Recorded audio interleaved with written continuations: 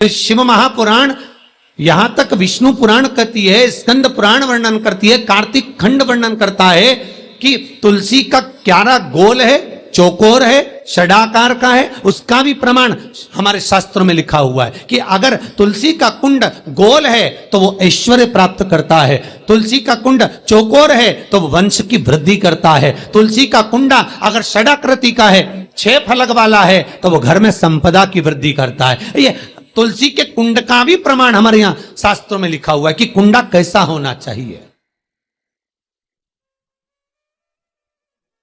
तुलसी के कुंड की आकृति कैसी होना चाहिए, तुलसी का कुंड होना कैसा चाहिए, उसका भी प्रमाण हमारे यहां स्कंद पुराण में लिखा हुआ है, विष्णु पुराण में लिखा हुआ है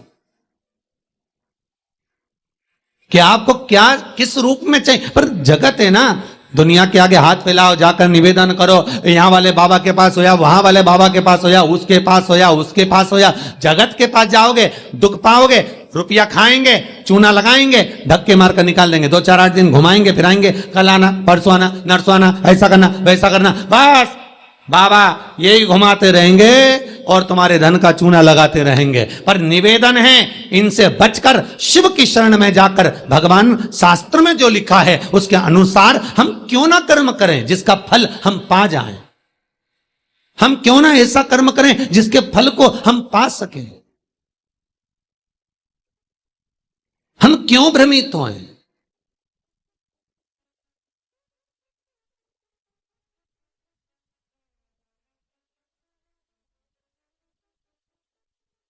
हमारे यहां तुलसी के कुंड का भी विधान है। गोल कुंडा है ऐश्वर्य देगा, चौकोर कुंडा है, आप लोग कई बार देखे होंगे किसी किसी के यहां चौकोर तुलसी का क्यारा होता है, कुंडा होता है, वो वंश बढ़ाता है। षडाकृति का है, वो धन देता है, संपदा देता है। दोष हमारा है, हम तुलसी के कुंड के नीचे शंकर जी को रख देते हैं। क्यों? कि यहीं तुलसी जी को पानी चढ़ाएंगे, यहीं शंकर जी को चढ़ा देंगे। दोष है। तुलसी के कुंड के नीचे हम सर्प देव को रख देते हैं, नाग देवता रख देते हैं, पानी चढ़ाएंगे, पात्री रख देते हैं, नहीं, दोष।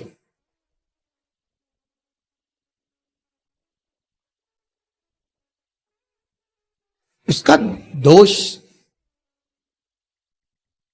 हम सबको, स्वयं अगर गलती करते हैं तो स्वयं को बोल। कैसा कुंड हो, 7 तरह के कुंडों का व्याख्यान तुलसी के रूप में कहा गया है महाराज। पहला गोल, दूसरा चौकोर, तीसरा षडाकृति, चौथा त्रिवेणी, 3 कोने वाला कुंडा। शास्त्र कहता है जिसके मार्ग घर में टुकड़े हो रहे हों, घर विभाजन की ओर हो रहा हो, तो 3 कोण का कुंडा घर में रखकर पूजा करने पर परिवार एक हो जाता है।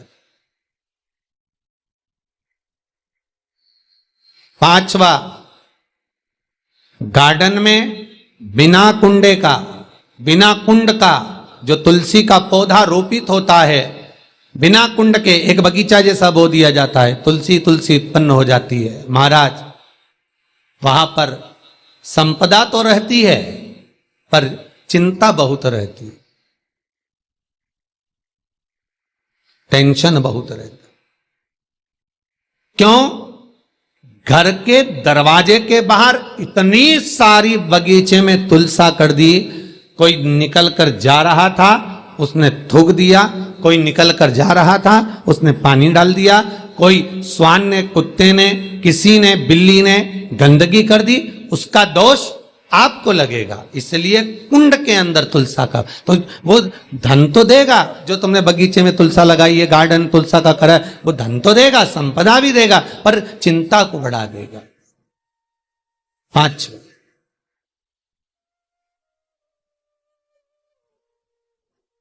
महाराज 6, तुलसी के कुंड को 3 धार पर लटका कर रखना। कई जगह पर आपने देखा होगा तुलसी का जो कुंडा होता है उसको 3 जो तार होते हैं, 3 जो चेन होती है, उस पे लटकाया जाता है। महाराज विष्णु पुराण उसका भी व्याख्यान करती है महाराज वहां व्यक्ति के कार्य उन्नति की सीढ़ी की ओर बढ़ जाते हैं। जैसे भोजन की थाली लग गई, भोजन तैयार हो गया, बस खाने बैठे हो और थाली खसक गई, समझ लेना कि तुलसी को अधर पर लटका कर रखा है। इसलिए कार्य तो हो रहे हैं, बनने वाले हैं, 4 दिन बाद ये काम होने वाला है, 8 दिन बाद ये काम होने वाला है, लग रहा है कि इसमें इतना फल मिलेगा, लग रहा है इस व्यापार को करेंगे तो इतना फायदा हो जाएगा, सब कुछ करा, लाखों रुपए लगा भी दिए, थाली मालूम पड़े खसक गई, अधर लटका है तुलसी। 7 क्रम है तुलसी के, ये छठा क्रम बताया। तुलसी का 7वां क्रम,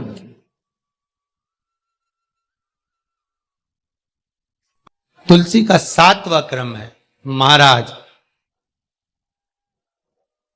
तुलसी का कुंडा जैसा घर के आंगन में है, तुलसी का कुंड जैसे घर के आंगन में विराज रहा है, ऐसा ही छोटा सा कुंड भगवान के लिए रोपित करें। प्रतिदिन भगवान की सेवा करते समय तुलसी का कुंड सम्मुख रखकर उसकी आराधना करना, फिर उस कुंड को वापिस बाहर ले जाकर रखना, फिर दूसरे दिन पूजन के समय पर कुंड को लाकर रखना। हम तो यहां तक कहते हैं, विष्णु पुराण गर्ग संहिता कल्याण का तुलसी अंग यहां तक वर्णन करता है कि आप पूरे साल ये नहीं कर सकते तो कम से कम कार्तिक के महीने में भगवान के सामने तुलसी का छोटा कुंड, चौकोर वाला, गोल नहीं, चौकोर कुंड लाकर भगवान के सामने रखकर छोटा सा कुंड का पूजन कर कर भगवान के साथ उस कुंड को वापस बाहर विराजमान करें, फिर कल लेकर आए, फिर विराजमान करें। आप पूरे साल नहीं कर सकते तो 1 महीना।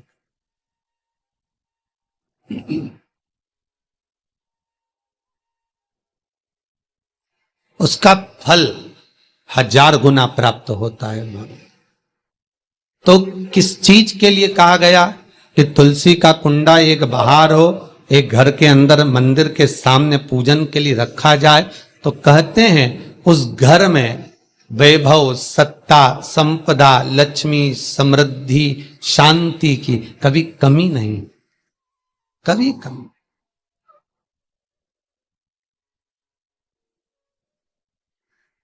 प्राप्ति सुख की, आनंद की। 7 तरह के कुंड, 7 तरह के तुलसी के रोप का वर्णन हमारे यहां विष्णु पुराण में किया गया। 7। आप किस भाव से कर रहे हैं ये आपके ऊपर।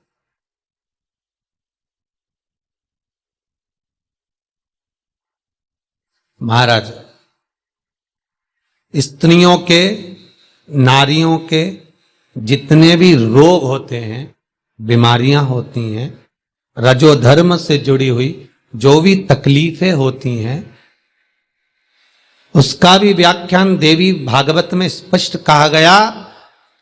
गूलर का फूल, अर्थात जो देवी जी को, माता जी को जो घंटी वाला फूल चढ़ता है लाल कलर का, गूलर का फूल, माता के चरणों को छुआकर, तुलसी के पौधे का स्पर्श कराकर, जो नारी को रजोधर्म से जुड़ी हुई परेशानियां होती हैं, उसके अंतर्गत वो फूल तुलसी का पौधा दिखाते हुए खिला दिया जाता है, तो 3 दिन में उसको 2 दिन में आराम लग जाता है, 2 या 3 दिन में आराम। महाराज, तो शास्त्र कह रहा है आराधना में आप हाथ की माला, कर की माला ना भी रखें तो घट की माला, तुलसी की माला, रुद्राक्ष की माला आपके कंठ में होगी, तो 21,600 श्वास जो मनुष्य के शरीर से प्रतिदिन निकल रही है, 21,600 श्वास जो मानव के शरीर से प्रतिदिन निकल रही है, उस श्वास के बल पर आपकी घट की जिह्वा से वो मंत्र जाप हो जाएगा, उसका पुण्य आपके खाते में। तुम्हारे गले में जो तुलसी की माला हो, तुम्हारे गले में जो रुद्राक्ष की माला हो, उसमें मन के 108 होना चाहिए या 108 से भी ज्यादा होना चाहिए। कम मनके की माला मत पहनना गले में, बारीक बारीक मनके की कर लो, छोटे से छोटे मनके की कर लो, 100 से भी ज्यादा हो, 108 से भी ज्यादा हो। क्यों? क्योंकि गले में अगर तुलसी की माला होगी, गले में रुद्राक्ष की माला होगी, भले तुम